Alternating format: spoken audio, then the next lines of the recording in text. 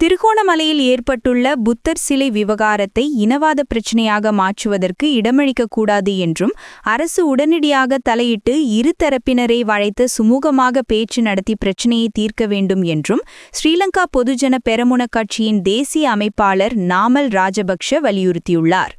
நாடாளுமன்றத்தில் நேற்று திருகோணமலை புத்தர் சிலை சம்பவம் தொடர்பில் கருத்து வெளியிடுகையிலேயே அவர் மேற்கண்டவாறு கூறினார்.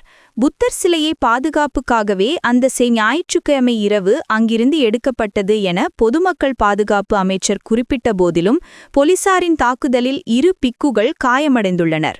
குறித்த விகாரை 1952ஆம் ஆண்டு நிர்மாணிக்கப்பட்டு 2004ஆம் ஆண்டில் புனித பூமியாக்கப்பட்டுள்ளது. மேலும் கிழக்கில் பழமையான அறநெறி பாடசாலையும் இங்கு உள்ளது. எனவே அரசு உடனடியாக தலையிட்டு பேச்சு நடத்த வேண்டும். இதனை இனவாத பிரச்சினையாக மாற்றுவதற்கு இடமளிக்கக்கூடாது. இரு தரப்பினரையும் அழைத்து பேச்சு நடத்தி தீர்வை வழங்க வேண்டும் என அவர் கேட்டுக்கொண்டார்.